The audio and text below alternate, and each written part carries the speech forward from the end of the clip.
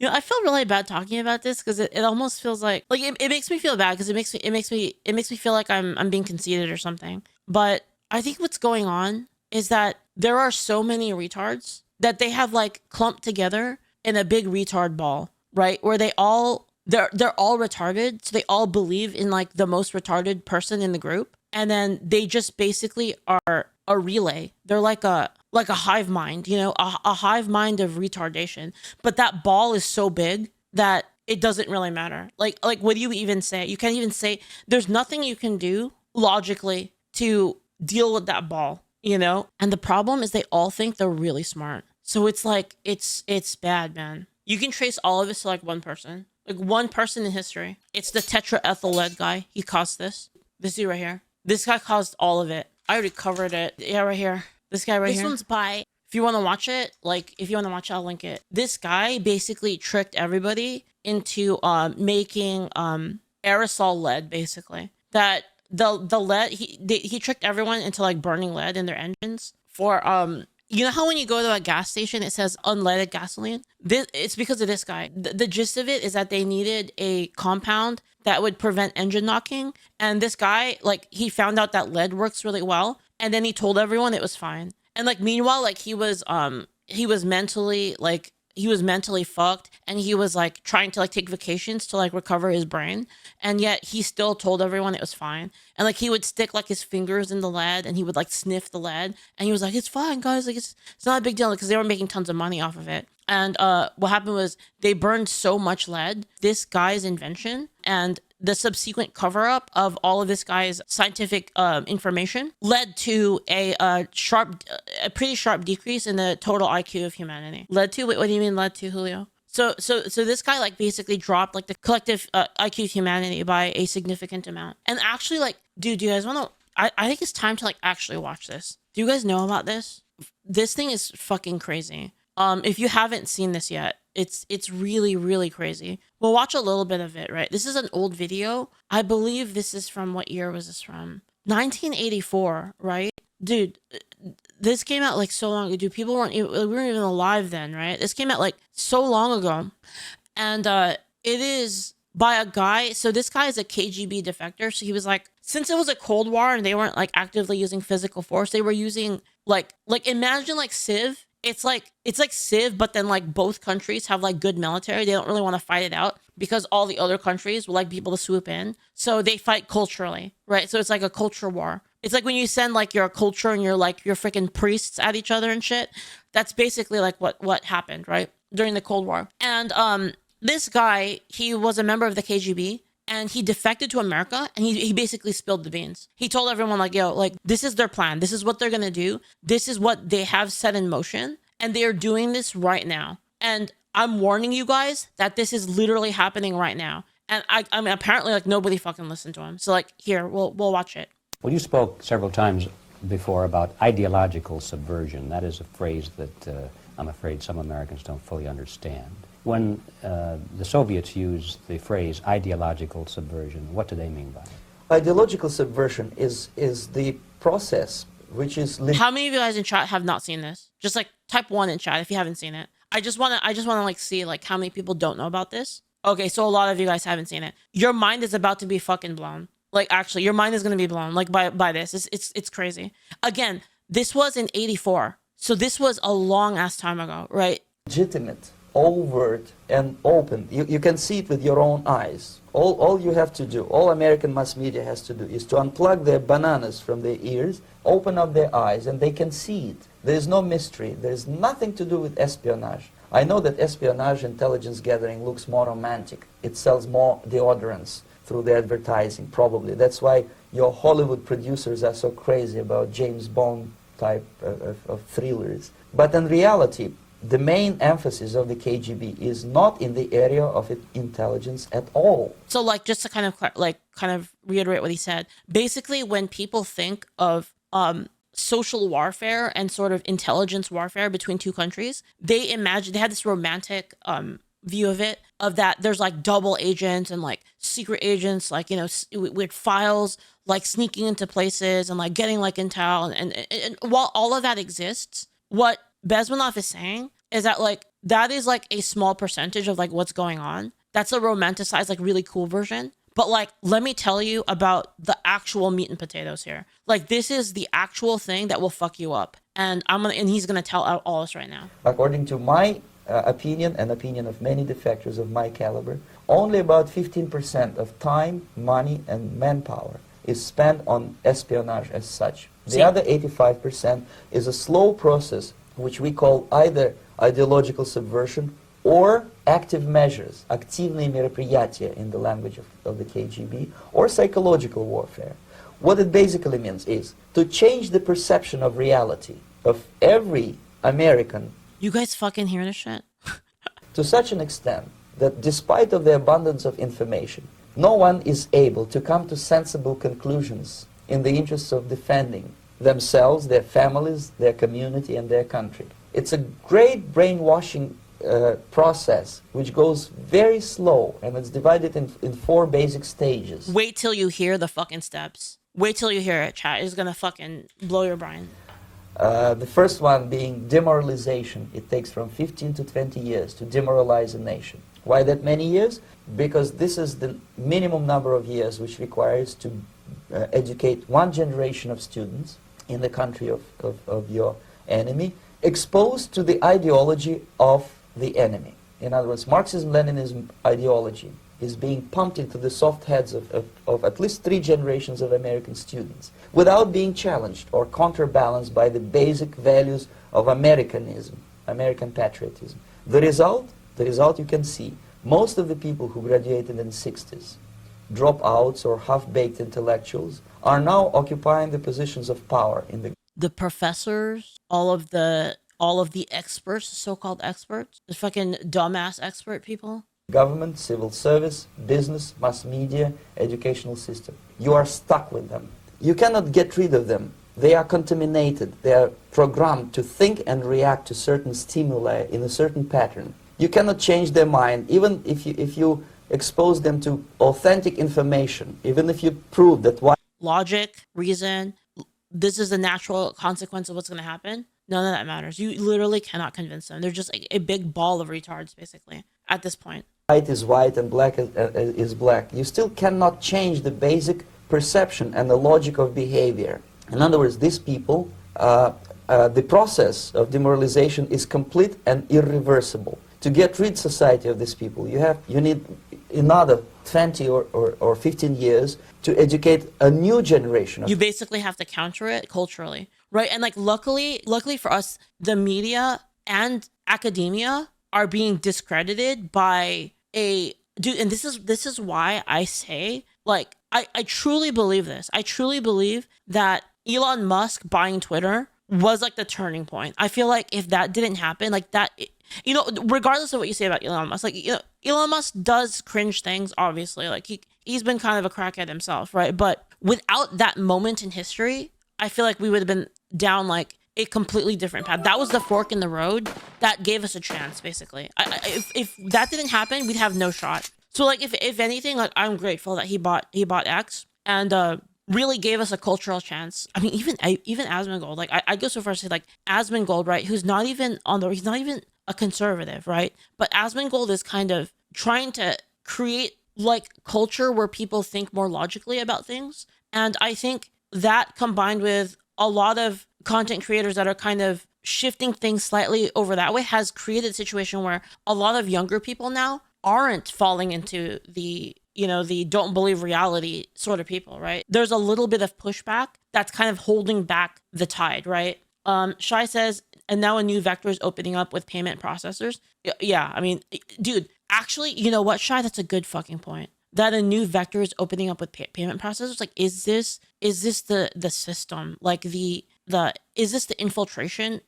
Realizing they're losing ground and fighting back, right? Like you can kind of see like this cultural war happening like behind the scenes, right? Like whatever you think about like Israel, Ukraine, and all of these like other things that are like terrible, obviously, right? Like I'm gonna be real, and you know, people might disagree with me on that, but I think that the Ukraine Russia shit and the Israel Palestine shit, while they're not good, that is not the real battlefield, basically, because if we lose here it could mean hundreds of years of just shit being fucked, basically.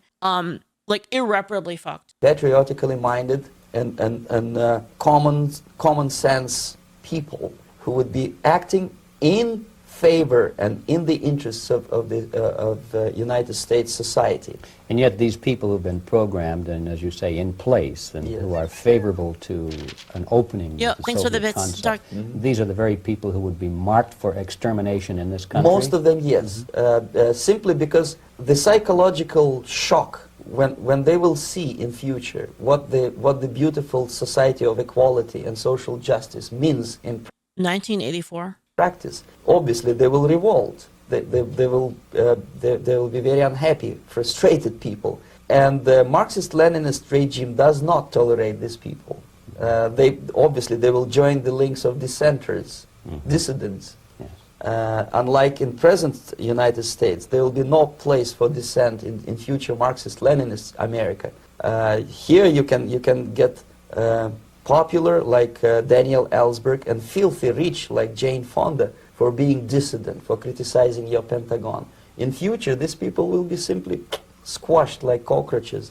Nobody is going to pay them nothing for their beautiful, noble ideas of equality. This they don't understand, and it will be greatest shock for them, of course. The demoralization process in the I'm 100% shocked. United States is basically completed already.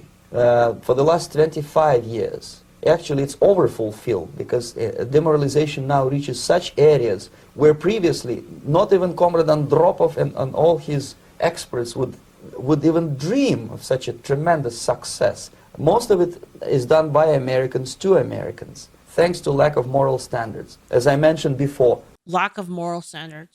exposure to true information does not matter anymore. You can say something that's completely true, makes 100% logical sense. You can say how you reach that conclusion. And you can say, like, if you have a better idea, go through the steps of logic and tell me how your idea is better, and then we can decide together if that's better, and then we can choose that way going forward. None of it matters. It's literally just screaming Karens all fucking day. It's screaming Karens and their army of fucking simps just going like, yes, queen, slay queen. Oh my God, you're so brave, queen. It's literally like that. It's fucking insane. Person who was demoralized is unable to assess true information, the facts. It's like a bunch of dudes trying to get them to fuck them, basically, by like being complete retards. Tell nothing to him. Even if I shower him with information, with authentic proof, with documents, with pictures, even if I take him by force to the Soviet Union and show him concentration camp, he will refuse to believe it until he is going to receive a kick in his fat bottom. When a military boot crashes his, then he will understand, but not before that. That's the tragic of the situation of demoralization. So basically America is stuck with demoralization. Basically, the people won't realize what's happening until it affects them. Because when it doesn't affect them, they're kind of like, oh, like whatever, like, no, I don't think so, right? And then the instant, this is like kind of like similar to like, you know, like what happened with like Count Dankula. That's like actually like a good example of it. Is like when the Count Dankula thing happened, like it was kind of like, okay, well that happened, like and right, but then once that happens to you, that's when it's like, oh shit, right? Once you get banned, once you get canceled, once you have the foot of the mob on your throat, that's when you realize like, oh shit, and by then it's too late. And unless, even if you start right, he taught his dog to do the Nazi salute just to troll his girlfriend, and then he got prosecuted for it. It was like a joke. Like he was just trolling basically, because his girlfriend thought that his dog was really, really cute. So he wanted to fuck with her by teaching it the Nazi salute, to do like the most nasty thing possible just to mess with her. And then he posted it online as like a meme, and then basically the government came after him. now, here, this minute, you start educating new generation of Americans. It will still take you. Shai says, it's not a problem, it's just people in another state. It's not a problem, it's just people in another city. It's not a problem, it's just the people down the street. It's not a problem, it's just my neighbors. Oh no, now it's happening to me. Like, who's gonna help me? Yeah, exactly. It's literally like that thing about the nobody spoke up for them, and now nobody speaks up for me, right? It's literally that. Right. And that's kind of like the whole idea with people saying like this is why you have people who actually think that porn is a bad thing, but they're saying like no, you should not be able to infringe on that like as a payment processor. And it's not a message of like, oh yeah, I want more porn in society. It's an issue of like what's next after that, right? If they have the power to take this from you, what else can they take from you? That's the point of it, basically. Is like if you don't take a stand, you give them an inch, they take a mile, and they always take a mile. 15 to 20 years to turn the tide of ideological perception of reality back to normalcy and patriotism. We're in that period right now. Like the period of the past generation was captured completely, and we are in the period of are we able to swing the tide back, right? What wins right now? Is it all of the subversion and all of like the subversion of reality and logicless thought? Does that win, or does logic and truth prevail in that? And it's that battle is being fought right now as we speak in basically on all fronts. The next stage is destabilization. This time, subverter does... Alfonso says we are losing ground rapidly. Actually, I think that we're gaining ground finally. I really think so. I think, I'm pretty pessimistic as a person, but I think that we are finally at least taking some territory, I think, in the culture. And all you have to do to like know that that's true is like look what's happened in advertising. Like woke advertising is dying, woke gaming is dying, like Concord, Sweet Baby, all of these like small victories that we're having at like kind of pushing back like this kind of this honestly racist woke narrative. We're gaining some ground, at least culturally. A little bit, finally. And honestly, like, you want to know the truth? Okay, people might not agree with me on this, but I blame the Republicans more than the Democrats because they were such fucking pussies. Like, we don't care about the culture. Like, none of it matters. Like, we get the money on our side. Dude, they're fucking retards, dude. They're useless. They're fucking useless. It's actually unreal. Like, they're so bad. Does not care about your ideas and the patterns of your consumption. Whether you eat junk food and get fat and flabby, it doesn't matter anymore. This time, and it takes only from 2 to 5 years to destabilize a nation. It's what matters is so here so just to like recap what he's saying. Like, you've captured a generation, you've put that generation into the schools, and then they're getting the next generation. Now you have 2 generations, right? Now shit gets hard. Now this is where they go hard, right? So the first part took them 25 years and then 15 years for the next phase. Now this next phase is like 1 to 5 years. Here it is. 5 years to destabilize a nation. It's what matters is essentials: economy, foreign relations, defense systems. What is happening right now? And you can see it quite clearly that in some areas, in such sensitive areas as defense and economy, the influence of Marxist-Leninist ideas in the United States is absolutely fantastic. I could never believe it 14 years ago when I landed in this part of the world that the process will go that fast. The next stage, of course, is crisis. It may take only up to 6 weeks to bring a country to the verge of crisis. COVID. You can see it in Central America now. And after crisis, with a violent change of power, structure, and economy, you have so-called the period of normalization. It may last indefinitely. Normalization is a cynical expression borrowed from Soviet propaganda when the Soviet tanks moved into Czechoslovakia in 60. Dude, how fucking crazy is this chat? Isn't this crazy? Like, it's insane. Borrowed from We're not done yet, dude. We're only halfway there. Soviet propaganda when the Soviet tanks... By the way, this entire interview is like an hour and a half. And we're only watching 14 minutes of it. moved into Czechoslovakia in 1968, Comrade Brezhnev said, now the situation in brotherly Czechoslovakia is normalized. This is what will happen in the United States if you allow all these schmucks to bring the country to crisis, to promise people all kinds... You have to understand, like, this guy's job was to fuck with America. That was like this guy's entire job.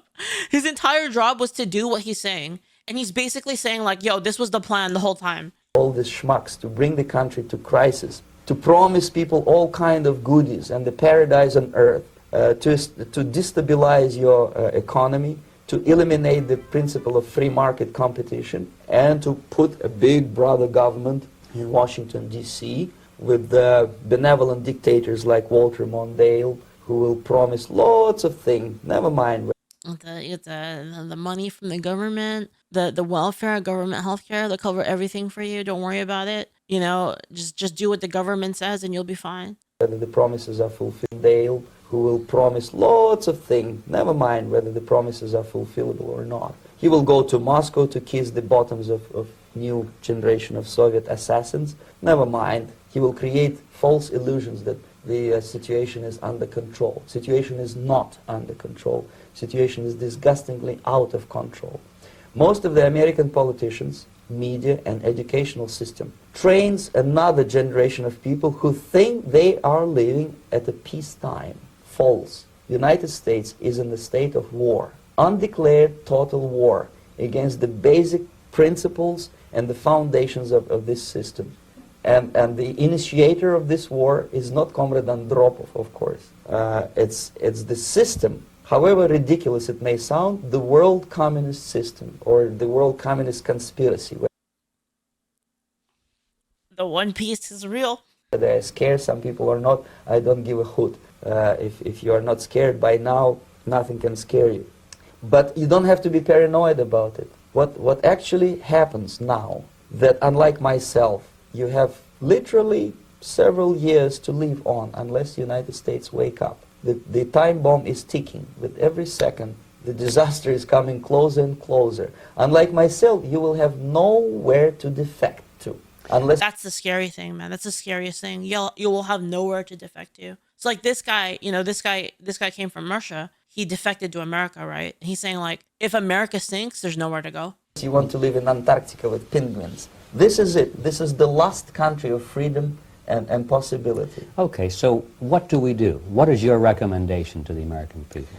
Well, the immediate thing that comes to my mind is, of course, there must be a very strong national effort to educate people in the spirit of real patriotism, number one. Number two, to explain them the real danger of socialist, communist, whatever, welfare state, big brother government. If people will fail to grasp the impending danger of that development, nothing ever can help United States. You may kiss goodbye to your freedom. Not a big fan of the government. To homosexuals, to... See, there it is. Say goodbye to everything. Everything. Kiss goodbye to your freedom, including freedoms to homosexuals, to prison inmate. All this freedom will vanish, evaporate in 5 seconds, including your precious lives.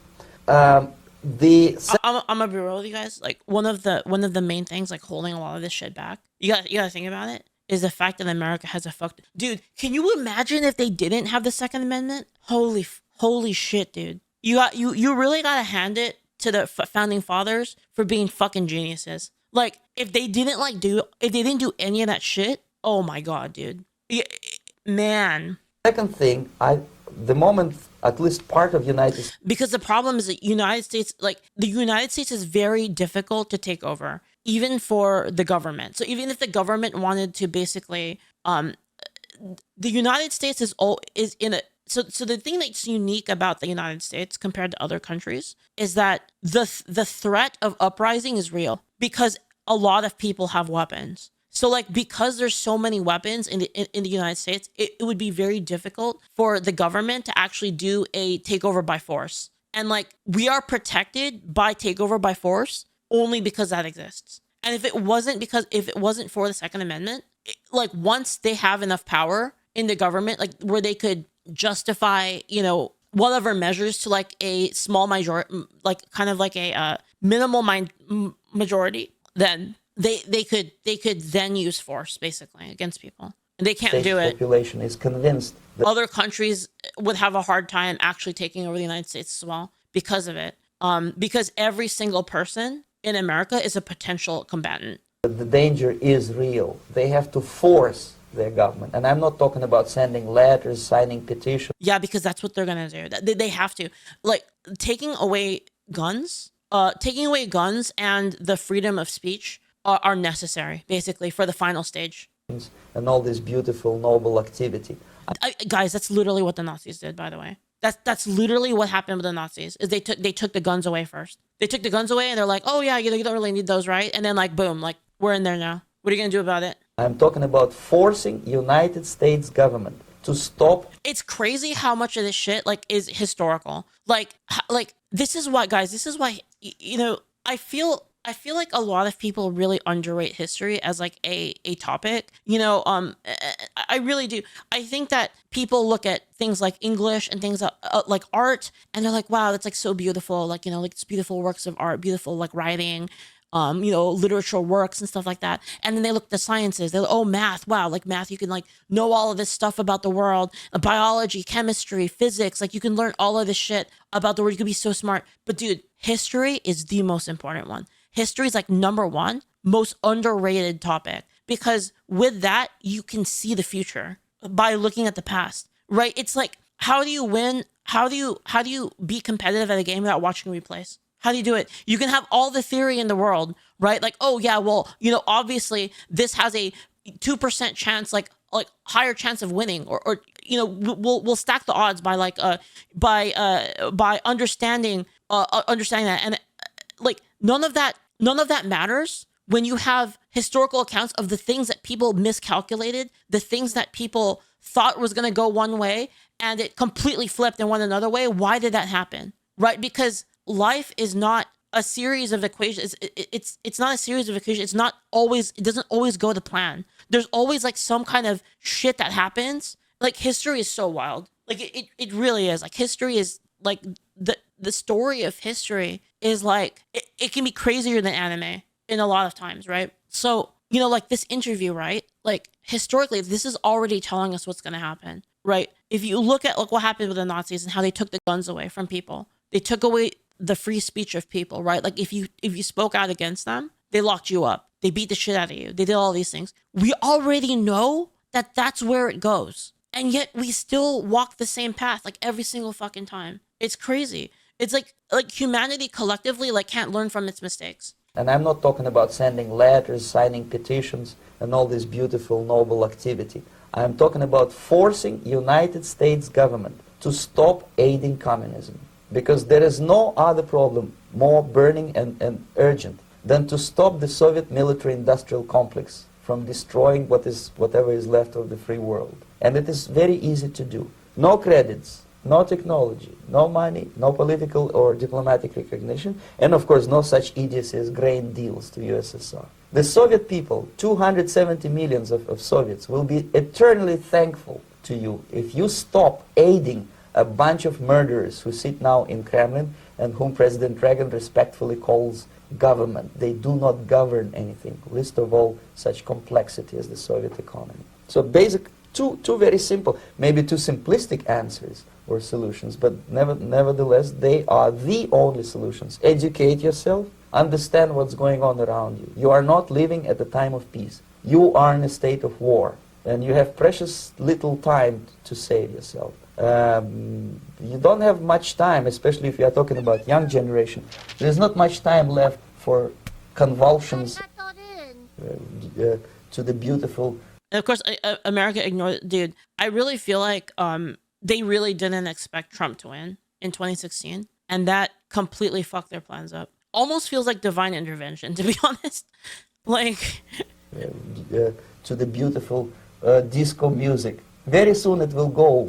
Just overnight. If we are talking about capitalists or yeah, it almost feels like they're like, yo, we can't have this happen again. Like this already happened in 2016, fucked up our plans. Like we need to do it again. Yeah, just shoot him, And then God was like, nope. Right? Like God was like, Shinzo, do it. Shinzo Abe came down from heaven. Wealthy businessmen. I think they are selling the rope on which they will hang very soon. If they don't stop, if they cannot curb their unsettled desire for profit, and if they keep on trading with the monster of the Soviet communism, they are going to hang very soon. And they will pray to be killed, but unfortunately they will be sent to Alaska probably to manage industry of slaves. It's simplistic. I know it sounds unpleasant. I know Americans don't like to listen to things which are unpleasant. But I have defected not to tell you the stories about such idiocy as microfilm, James Bond type espionage. This is garbage. You don't need any espionage anymore. I have come to talk about survival. It's a question of survival of this system.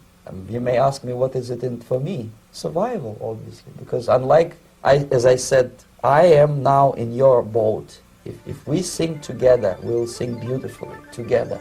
There is no other place on this planet to defect to. Man, that's crazy. Conversation with Yuri Bezmenov, former propagandist for the KGB. So this guy was literally a part of that. Like, he knows the plan. And he was like, yo, the world's fucked. And this guy was like, I don't want it. I don't want this. I want to live. So he fucking defects and he tells everybody what's going on. And then nobody listened. Again, this is 84. This is like, was that more than 40 years ago, right? Yeah. We said they were already in phase 1, so 25 years. Then you have like a new generation, right? And they did hit a couple roadblocks along the way. Hey guys, I'm back. Yeah, I think the best way to prevent all of this stuff from happening is we have to give more money to Israel. We have to give lots of money to Israel. It will solve all of these problems. Yeah, and we shouldn't really worry about the Epstein stuff. Like, it's whatever. He's already dead. Who cares, really? Yeah. That's I think that's it. Guns? I don't know about guns, man. Like, yeah, they're kind of dangerous, bro. Like, I don't know. All right, I gotta be right back. Be right back. I am back, comrades. Welcome back to Leaflit show. This is how we do show in old country. I have big announcement to make for my comrades in chat. World government needs more money. Here we are watching my favorite streamer, Destiny, has very good views on world government. Very positive. I am big fan of government. Me too.